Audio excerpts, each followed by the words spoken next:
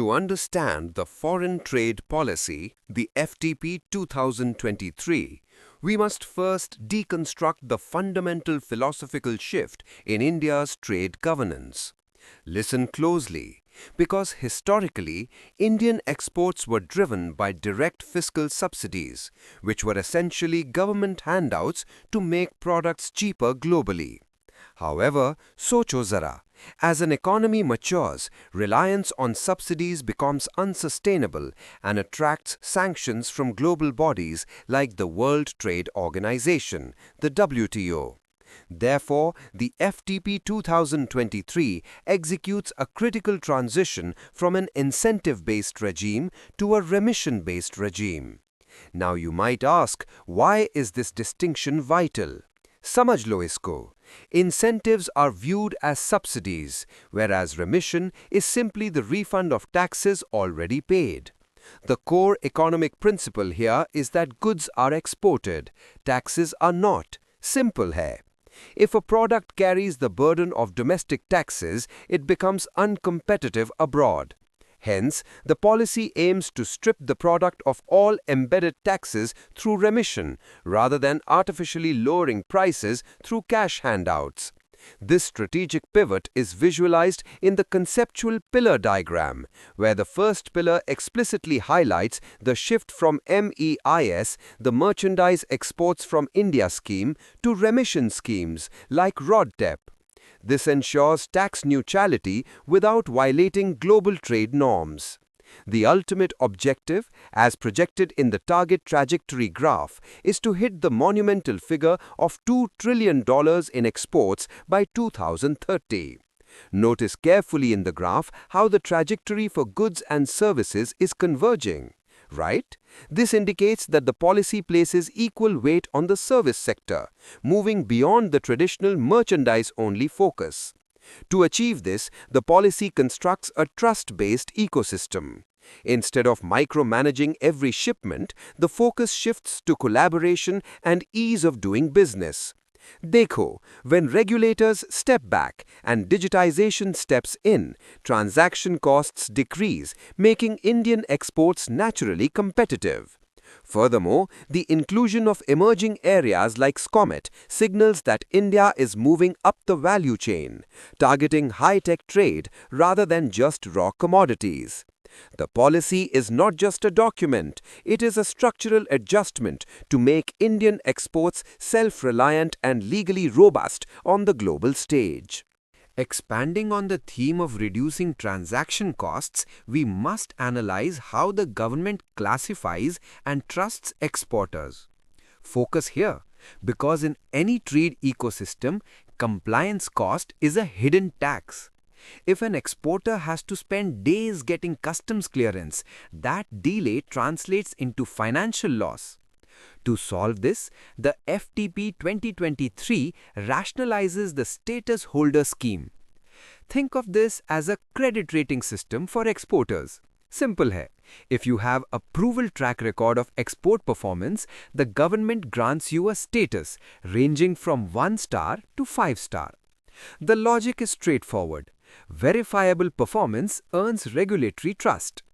As shown in the status holder categories pyramid, the threshold for achieving these statuses has been significantly reduced. For instance, look at this. The requirement for 5-star status dropped from $2 billion to $800 million. This drastic reduction is not merely administrative. It is an economic signal intended to democratize privileges. It allows smaller but high-performing firms to access benefits like self-certification.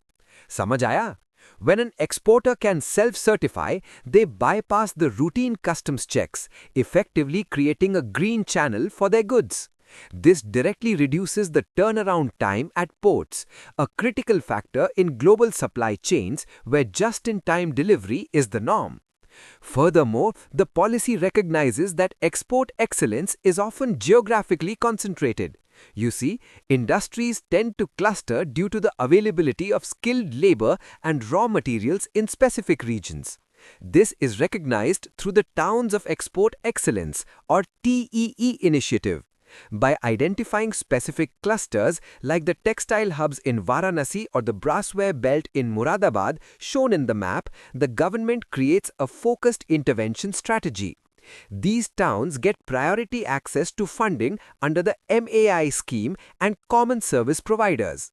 This approach leverages agglomeration economies, where the spatial concentration of industries leads to shared efficiencies. Instead of spreading resources thinly across the country, the policy targets these high-potential zones to maximize return on investment, turning local industrial clusters into global export engines.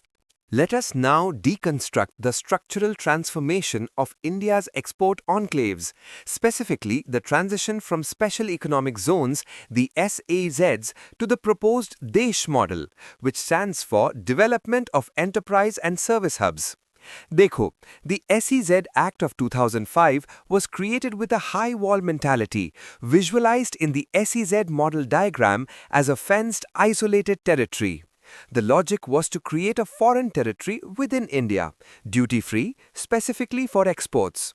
However, this model suffered from a fatal flaw: the lack of integration with the domestic market. SEZs were obsessed with net foreign exchange or NFE earnings, meaning they had to export more than they imported, and selling to the domestic market, the domestic tariff area or DTA was heavily penalized with full customs duties. Bilkul galat strategy thi. This created a rigid dichotomy where a factory inside an SEZ could not easily sell to a consumer just outside its gates. The DESH Bill represents a paradigm shift from export obligation to broad-based economic development. As depicted in the DESH model graphic, the physical and economic walls are being dismantled to allow seamless integration. The critical innovation here is the removal of the mandatory NFE requirement, which makes the model WTO compliant since it no longer links tax breaks directly to export performance. Instead of being isolated islands, DESH hubs function as integrated nodes where domestic and global value chains intersect. Ab dhyan do. The most significant operational change is the introduction of an equalization levy for domestic sales. Previously, selling to the DTA was expensive and complex. Now, as shown in the operational logic diagram, a firm can choose output path B, the domestic path, by paying a levy that neutralizes the tax advantage they got on raw materials. Makes sense, right? This creates a level playing field with domestic manufacturers while giving the hub flexibility. If global demand drops, the factory can sell locally without punitive costs. This flexibility ensures that capital assets like factories and machinery never sit idle due to global recessions, making the manufacturing ecosystem resilient and adaptable.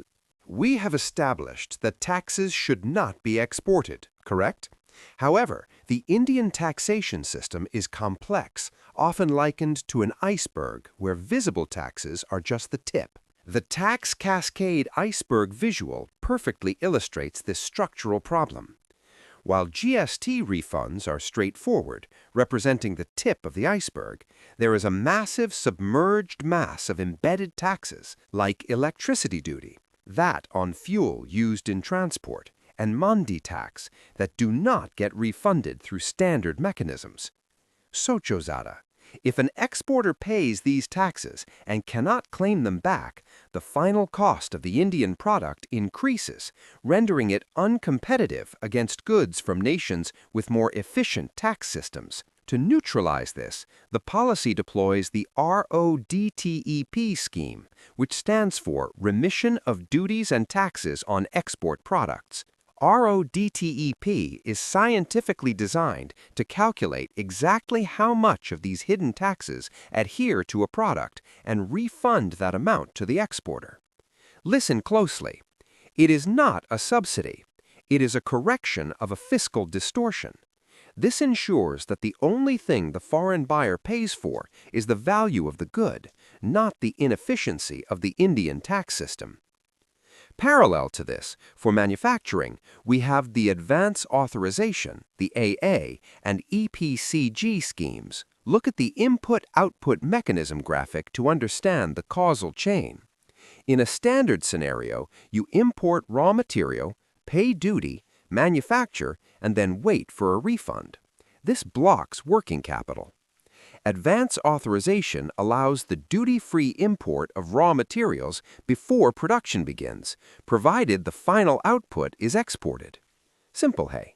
This solves the liquidity crunch. Similarly, EPCG allows the import of expensive machinery, the capital goods, at zero duty.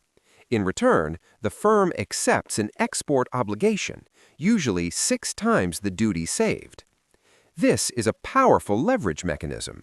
The government forgoes immediate tax revenue to build long-term productive capacity. By reducing the initial capital expenditure, or CapEx, for setting up factories, the government effectively lowers the break-even point for Indian manufacturers, encouraging them to scale up and compete with global giants who have access to cheaper capital. Policy and tax reforms are abstract without a robust institutional architecture to implement them. The governance of trade requires a bridge between the state, the Ministry of Commerce, and the market, the exporters. This role is fulfilled by Export Promotion Councils, or EPCs. As illustrated in the ecosystem diagram, EPCs are specialized bodies for specific sectors like EEPC for engineering, APEDA for agriculture, and PharmExcel for pharmaceuticals. Their primary function goes beyond mere representation. They are the gatekeepers of the foreign trade policy. समझ लो इसको. To avail any benefit, whether it is road tap or advanced authorization, an exporter must obtain an RMCC, a registration-cum-membership certificate from their respective EPC. This creates a regulated, organized database of exporters, ensuring that benefits flow to legitimate entities. At the apex sits the FIEO, which coordinates this complex network, ensuring policy guidance flows down and exporter feedback flows up. However, having a product and a license is not enough. One must find a buyer. Entering a new international market is risky and expensive. So this is where the Market Access Initiative, or MAI, comes into play. The MAI funding cycle visual demonstrates how the government shares this risk with the exporter. The cycle begins with market research, funding studies to understand demand in, say, Latin America or Africa. It then progresses to capacity building and trade facilitation, such as subsidizing the cost of setting up stalls at international trade fairs. A critical aspect of MAI is its product-focus, market-focus approach. Instead of shooting in the dark, the scheme identifies specific products with potential in specific countries. For instance, the pharmaceutical sector often faces high barriers in the form of registration fees in foreign countries. MAI provides reimbursement for these statutory compliance costs, effectively lowering the entry barrier. This is particularly vital for the services sector, known as champion services sectors, where the trade is intangible and relies heavily on brand presence and networking. By funding these initial friction points, the MAI acts as a catalyst, converting a domestic company into a global player. A major structural flaw in India's past trade strategies was the centralization of export activity in a few major port cities. This neglected the vast economic potential of the hinterland. अब focus change हो रहा है. The Districts as Export Hubs, or DEH initiative attempts to correct this regional imbalance by decentralizing the export machine down to the grassroots level. The philosophy here is to tap into the unique potential of every district, operationalized through the One District, One Product, the ODOP synergy. As visualized in the DEH map process, the mechanism begins with identification. Spotting a product unique to a district, like pineapples in Tripura or toys in Channapatna. Once identified, the district collector, the DM, heads the district export promotion committee to draft an action plan. This is a radical administrative shift, and the district magistrate is now not just a law and order authority, but a nodal officer for foreign trade. Very significant change, right? However, identifying a product is useless without logistics.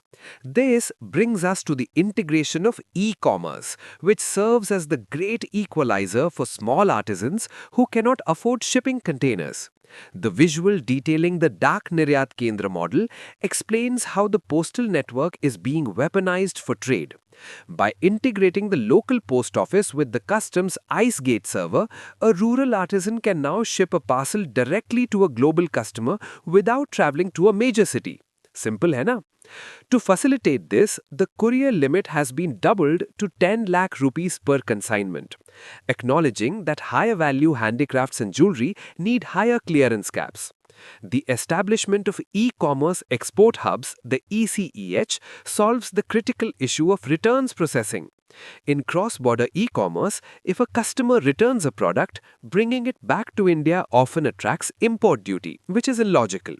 These designated hubs allow for easy re-import or return processing, removing a major pain point.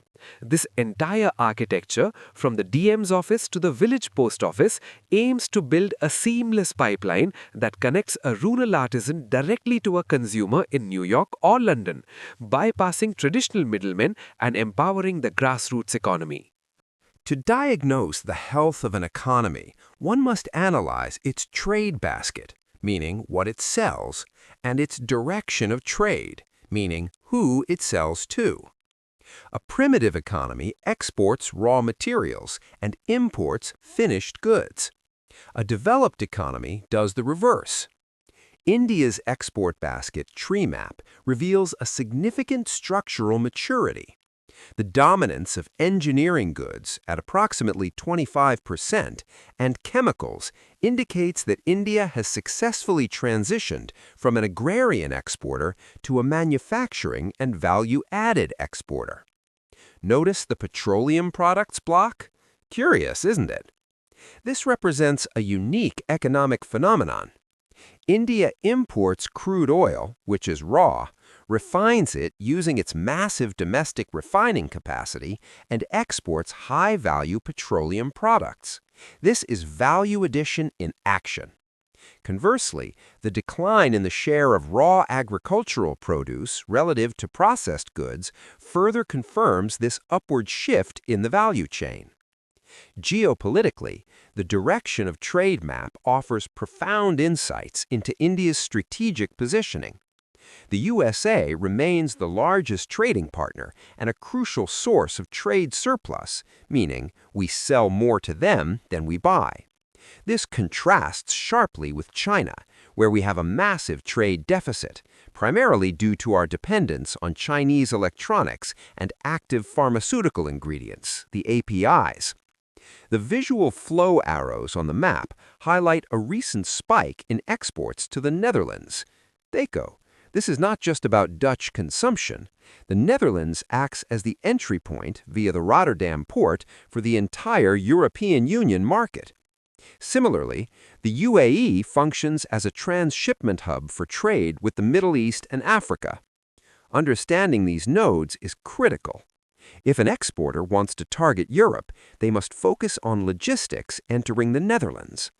If they want to fix the balance of payments, they must find alternatives to Chinese imports through import substitution.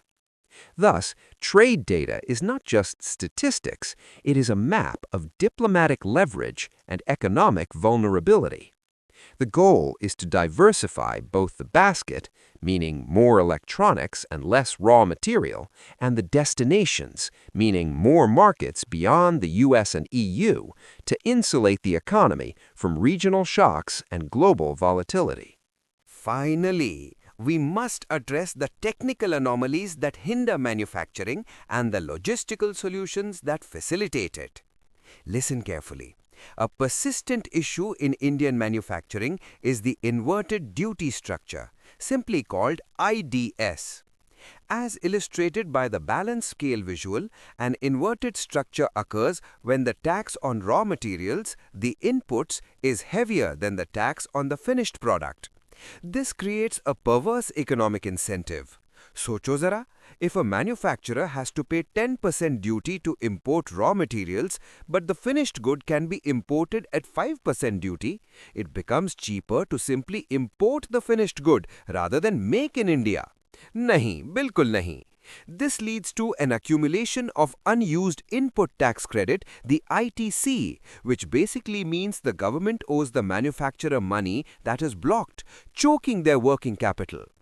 Correcting this requires a surgical rationalization of GST and customs rates, ensuring the duty on inputs is always lower than on final products to reward value addition.